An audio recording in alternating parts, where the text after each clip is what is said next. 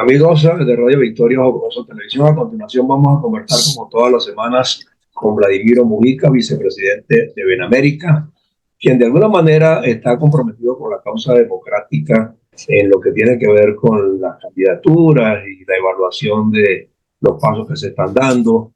Yo estaba viendo hoy, Vladimiro, y creo que te lo mandé, una cola como de 1 kilómetro de jóvenes intentando inscribirse en el Zulia, pero los procesos del CNE sabemos que han estado últimamente como eh, diseñados en forma morrocoyuna a propósito. Entonces, esta situación de la gente queriendo inscribirse y no poder lograrlo, o sea, tú no sientes que va a perturbar un poco los pasos previos que se están dando para llegar a una candidatura unitaria, porque la única que ha aglomerado gente en eventos públicos es María Corina. Ninguno otro de los candidatos, ni los 11 adicionales, ni Rosales, han demostrado pues que están trabajando en función de animar a la población a votar de manera efectiva. Entonces, a estas alturas del juego, faltando 2 días para el cierre del proceso, y quedando creo que no sé si 10 días, 11 días para definir lo de la candidatura, ¿tiene solución viable todavía? ¿Cómo lo ves tú? ¿Qué comentan en los estrados donde tú te mueves? Bueno, primero, gracias por la invitación a estar aquí con ustedes, José Antonio, en estos momentos que son tan conflictivos y decisivos. Mira, yo pienso en relación a tu pregunta que lo primero es precisar la naturaleza de las acciones que el organismo electoral venezolano está llevando adelante. Y yo creo, bueno, ya lo hemos dicho en varios espacios, tanto escritos como públicos, comunicados, etcétera, que la actuación del Consejo Nacional Electoral constituye una violación de los derechos humanos de los venezolanos.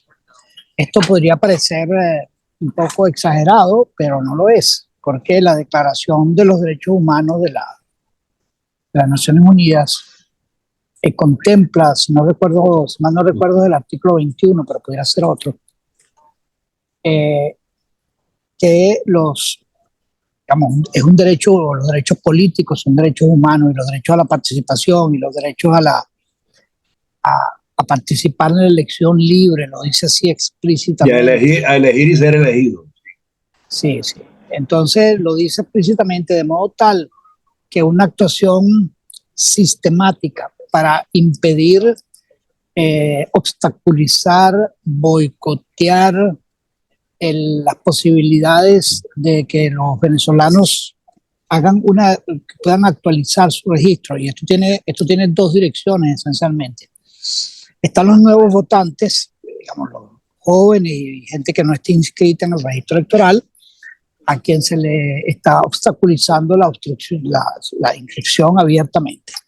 Y luego están los venezolanos que están en el exterior, a los cuales, bueno, dependiendo de dónde estén, en los Estados Unidos ni siquiera hay sedes consulares. Entonces allí no se puede hacer absolutamente nada. Y en otros países esas sedes consulares que existen cambian los requisitos a discreción. Hoy tienen unos requisitos, mañana tienen otros. La sede está cerrada hoy, está abierta mañana durante media hora.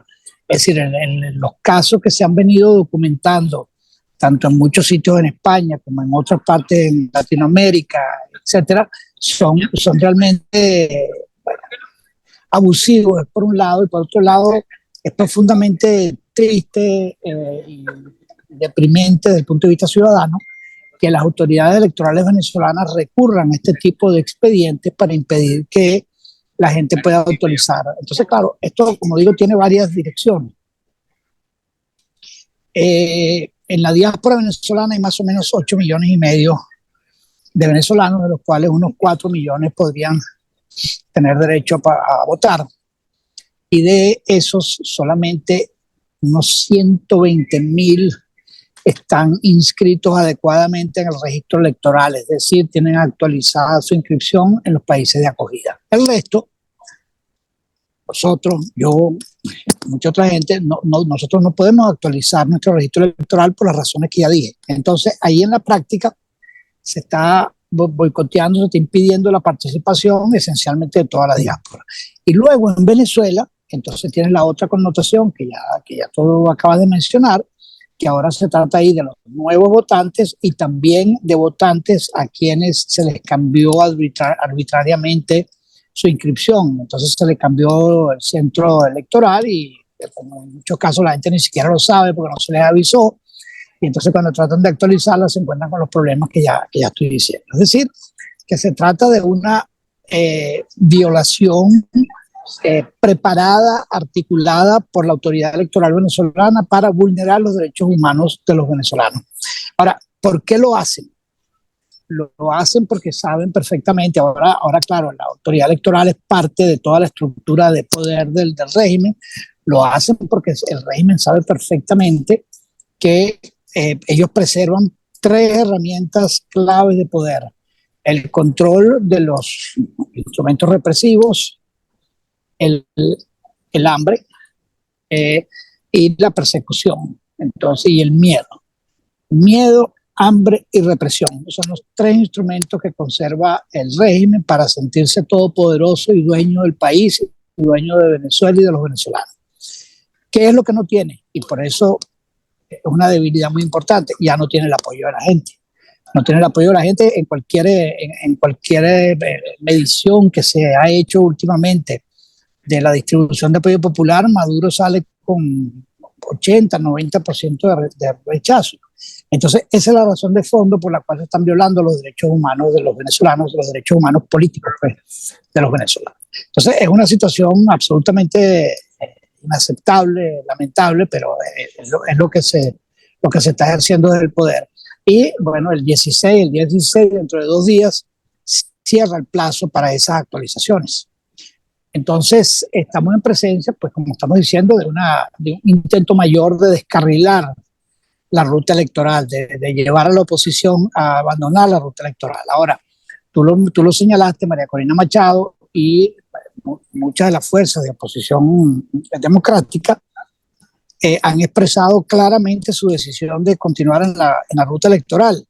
Y entonces, bueno, ya se verá cómo sigue avanzando esto, porque esa decisión existe. Nosotros desde la diáspora ya sabemos que no vamos a poder votar en julio, lo cual es una cuestión lamentable, pero no nos vamos a quedar callados. O sea, el que se nos pretenda impedir la participación política no nos va a llevar a estar callados. Antes, al contrario, nosotros vamos a alzar la voz, vamos a protestar en los países de acogida, vamos a protestar en todos los espacios en los que podamos presentar. Ahora, lo que tú dices, eso es un atentado contra la posibilidad de que por supuesto, lo están haciendo así con toda la intención. Ahora, está dentro de nosotros no aceptar esa imposición y que no nos descarrilen de la vía electoral. Lo que sí puede ocurrir es que ese no descarrilarnos de la vía electoral, bueno, se traduzca en distintos actos en diversos actos de lo que yo y otra gente ha llamado en varios momentos de desobediencia civil constitucional. ¿Sabes que tiene un ruido allí? No sé, una música. Un teléfono que está llamando. O un gato, no sé. No, es un repique. Sí, pero suena como un gato. Bueno, ya voy a mandarlo a capar. Bueno. Sí, capaz. Dale, pues. Bueno, entonces, nada, eso es lo que para abrir la conversación, lo que podría decir que nosotros no debemos permitirle al régimen que nos descarrile de la vía electoral y, por supuesto, nos pretende descarrilar y el tema de irnos aproximando a un escenario de resistencia civil constitucional cada vez se perfila con más claridad. ¿En qué consiste exactamente eso? Bueno, ya se verá porque es prematuro estar dando preavisos. Además que las estrategias no se cambian. Mira, lo que sí tengo claro es que esa violación del CNE a los derechos humanos no es nueva y no es ahora en el interín y en el desarrollo del proceso electoral. Es que el registro electoral es permanente según la Constitución. Todo el año, todos los días, habido y por haber. Y eso no ocurrió. Entonces, nadie se ocupó de denunciar a ese señor y a ese organismo en ninguna instancia. Lo dejamos llegar hasta aquí para que nos acorralen. Bueno, eso no es realmente así, porque la denuncia, o sea, por ejemplo, hay lo digo porque él es uno de los que más ha enarbolado pues la bandera de la denuncia, que es Andrés Caleca. Andrés Caleca tiene meses, y Lemaro Martínez más de un año, y otra gente no diciéndolo, pero no consignaron la denuncia. Bueno, la denuncia es que bueno, y hay un problema, hay otro problema, que es que la denuncia fue consignada, fue hecho la denuncia en Venezuela, pero ahora lo que tú estás diciendo es que no fue consignada ante los organismos internacionales. Sí que se la ha consignado, pero organismos como la OEA, de la OEA se han presentado y las Naciones Unidas denuncias de las violaciones a los derechos políticos de los venezolanos. Sí que es el caso. Lo que no se ha hecho es documentarla frente a la Corte Penal Internacional, que es el organismo que procesa violaciones. Digamos, este tema de los derechos políticos es algo en lo que nosotros hemos insistido. Hay gente que tiene un poco de discrepancia con esto, porque dice que estos no son exactamente los mismos tipos de derechos humanos que tienen que ver con torturas, desapariciones, etcétera. Pero nosotros hemos insistido en que esto está en la Declaración de Derechos Humanos y entonces eso lo transforma en un derecho humano. Claro. Entonces por eso es que ha habido en cierta manera una demora en presentar esto como lo que es, como una violación de los derechos humanos, y acusar internacionalmente a las autoridades electorales venezolanas de participar en esa violación. Los que vienen como observadores al proceso, Vladimiro, deben estar conscientes como observadores que esa parte del proceso de registro electoral permanente no se hizo, ¿no? Primero que nada. Y segundo, deben estar conscientes de lo que está pasando hoy, como esa cola que yo te mandé del sur y a esta altura del juego, que nunca se vieron porque los centros no operaban, pero hoy lo pusieron a operar y la cola es inmensa y el tiempo no va a alcanzar para registrarlos a todos. O sea, están los observadores conscientes de esa irregularidad tan notoria, tan evidente, que está en la calle, que no es que hay que contarlo. Sí, yo creo, y los contactos que tengo indican que los observadores están claramente conscientes de esto. A su vez están conscientes de otra cosa, que es que esto no se trata de una elección en un entorno democrático, esto se trata de una elección en un entorno autoritario. Y las elecciones en entornos autoritarios tienen todas estas cosas que tú estás señalando como inconvenientes. Ahora viene la pregunta que es de fondo. Estamos nosotros, bueno, el liderazgo de la oposición, estamos dispuestos a seguir avanzando hacia un proceso electoral aún con esas condiciones, aún en los términos en que se pretende violentar la voluntad popular, porque en el fondo todo esto, en lo que se traduce, es querer violentar la voluntad popular. Es decir, así de perverso como suena, y esto viene de grupos que políticamente se sentían los mandatarios, los depositarios de la voluntad popular, como el chavismo. Pero entonces ahora, una vez que se sienten minoría, entonces ya no les importa desconocer la voluntad popular, porque tuercen la regla, tuercen las reglas, porque ahora se sienten minoría y ahora lo que quieren hacer es ejercer el poder. Y ejercer el poder y quedarse en el poder a toda costa, a todo evento. Y entonces si tienen que desconocer la voluntad y la soberanía del pueblo, lo hacen, a pesar de que antes se llenaban la boca y se percibían como los defensores de la soberanía popular. Y esto es especialmente importante destacarlo frente a los países que en su momento han apoyado al gobierno de Maduro, como Colombia, México, Brasil y Brasil especialmente, porque hay que señalarlo así. Cuando Petro fue candidato, después de haber pasado por un juicio que tenía que ver con su participación como dirigente de la guerrilla, y eventualmente eso se despejó y Petro pudo ser candidato a unas elecciones libres y ganó las elecciones. Estaba inhabilitado y la Corte Internacional de Justicia lo habilitó. Sí, y Colombia reconoció esa decisión. Luego Lula estuvo en prisión también y pasó por un proceso muy complejo. Y por otro lado, México también, López Obrador pasó por un proceso muy complejo para poder ser candidato, porque ellos desconocieron un resultado electoral. Entonces, ¿qué ocurre? Que a esos países hay que decirle con toda claridad, lo que los venezolanos estamos pidiendo no es ni más ni menos que lo que permitió que Lula Petro Obrador y López Obrador fuesen electos presidentes de sus respectivos países. Nosotros estamos pidiendo exactamente lo mismo, que se pueda dar una elección libre que permita que los venezolanos elijan a quien quieran elegir. Y esto en cierta manera, es lo que la declaración de Lula y la de Petro recientes sobre el tema de Venezuela le han dicho al gobierno de Venezuela: nosotros no podemos apoyar que ustedes actúen de la forma en que están actuando. Y esto tiene otra connotación que es muy interesante, que es que todos esos países pertenecen a lo que a un tipo de izquierda semidemocrática. Quizás Boric en Chile sea un caso. Entonces, ¿qué pasa? Que a esos países que pertenecen a ese tipo de izquierda, que yo a veces he llamado izquierda rosada para distinguirla de la izquierda dos a dojita, como decían a lo mejor a lo mejor Jorge Rodríguez sí reconoce la denominación. Sí. Entonces,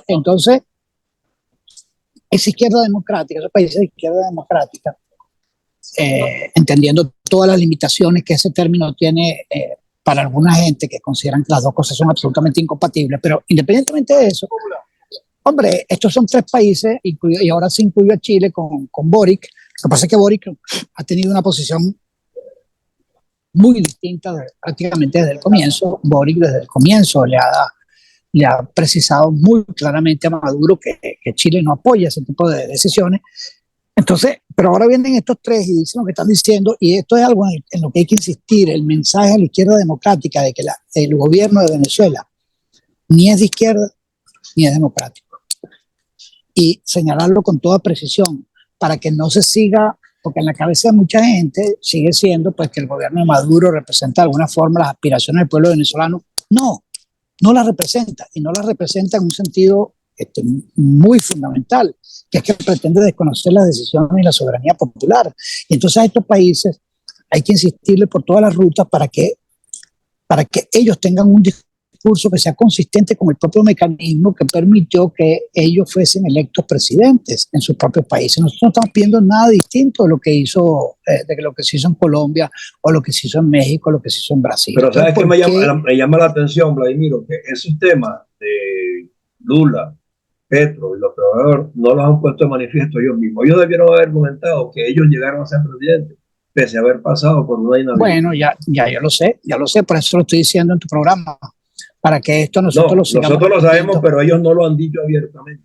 Bueno, porque hombre, la cercanía con el gobierno venezolano es muy importante. ¿Ves? Por supuesto. Entonces esa cercanía se ha ido rompiendo en la medida en que Maduro pasa todas las barreras y transgrede todos los compromisos y todos los acuerdos posibles, y que además lo pone en una situación internacional sumamente precaria. En el caso específico de Brasil, a pesar de que Brasil tiene un interés muy claro en la plataforma marina y en el acceso a la plataforma marina por el lado de la costa pues de Guayana, y que ha intentado pues jugar esa posición de equilibrio entre el gobierno venezolano y el gobierno de Guayana. Bueno, ahora eso se rompe, porque es que lo que está haciendo el gobierno venezolano es absolutamente inadmisible, inaceptable. Es una cosa de un primitivismo.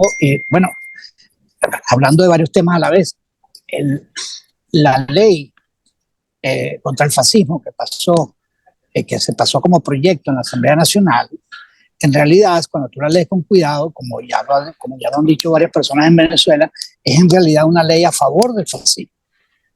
¿Pero a favor de qué fascismo? El fascismo que ejerce el gobierno. El que ellos practican. El título de esa ley debería cambiarse, como lo ha señalado Humberto García Larralde. Debería cambiarse de la ley antifascista a la ley para el ejercicio del fascismo. Ese debería ser el verdadero título de esa ley, porque todo lo que dice en esa ley se argumenta a favor del fascismo, pero del fascismo que ellos ejercen. Entonces, en ese sentido, me parece una cosa un poco cínica, y lo es, pero la ley debería llamarse realmente la ley para el ejercicio del fascismo. Bueno, pero el fascismo ha sido por ellos. De fascismo y de cinismos, o sea, nos han colmado la vida durante 25 años, eso lo sabemos. Pero para cerrar, porque el tiempo se nos va a agotar, yo quiero saber, ¿percibes que la reunión entre María Corina y Rosales se vaya a dar? Porque tenemos 48 horas con ese argumento en la calle y no se ha dado, y aparentemente lo que se cuela es que después que Rosales dijo que ponía las tarjetas en una cita en la mesa para que la cogieran, o sea, ahora parece que no quieren ni conversar. Mira, José Antonio, yo no tengo en verdad nada nuevo que decirte sobre eso, distinto a que yo creo que es importante que una reunión de esas características se dé. Ah, no, lógico. Y creo, sí, pero es que no quiero entrar en el tema de si Rosales dijo A o B, porque hay 10 versiones distintas en los medios, y tú lo sabes mejor que yo. Entonces no voy a entrar a decir, mira, que esta es la versión, ya hay 10 versiones distintas por lo menos. Entonces, lo único que voy a decir es que, en mi opinión, esa reunión para discutir lo que yo en un artículo pasado llamé un pacto de Estado, donde no es solamente para reconocer la candidatura de Rosales, sino para decidir o no el tema de Rosales. Ese no es el punto. El punto es qué es lo que las fuerzas democráticas van a hacer con el liderazgo y bajo el liderazgo de María Corina Machado, que recibió la soberanía, pues el ejercicio de la voluntad popular que ya conocemos. Si ese pacto de Estado se produce, entonces cualquier decisión que se tome será bienvenida. Claro. Entonces eso para mí es lo importante. Entonces si Rosales dijo A o B, si lo que dejó, no voy a decir nada sobre eso, porque además no tengo nada que decir. Yo no sé la respuesta. No, yo te preguntaba solo por curiosidad, a ver si has oído decir que esa reunión esté ya pautada. No, porque, pero es que además no es que no sepa, sino que yo no quiero participar en ese aspecto de la discusión. Okay. No me interesa, pero no por despecho, ni por desprecio, ni por nada de eso, sino porque ese no es el tema fundamental. El tema fundamental es si se va a producir ese pacto de Estado que va a permitir que con el liderazgo de María Corina Machado se avance a una respuesta única al desastre que se está dando por la vía electoral. Okay, todo lo que estábamos diciendo antes. Ese para mí es el problema central. Bueno, ojalá que a pesar de todo, pues hay opción para que se inscriban muchos jóvenes que están esperando también adentro, no los de afuera nada más adentro. Sí, bueno. Comenzamos esto justamente con una cola en el sur.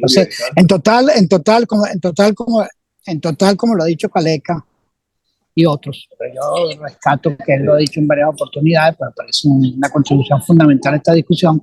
Estamos hablando de 10 millones de venezolanos, 10 millones de venezolanos, un tercio del potencial padrón electoral, porque en esos 10 millones está gente que no está inscrita en el registro, eso hay que entenderlo, es una cosa un poco delicada. Hay gente que no está inscrita en el registro y que no se le permite registrarse, y están todos los otros que sí están en el registro, pero tendrían que actualizar su información. Entonces, en total son 10 millones de venezolanos que no van a poder participar en el proceso electoral. Una pelusa, como dirían en criollo.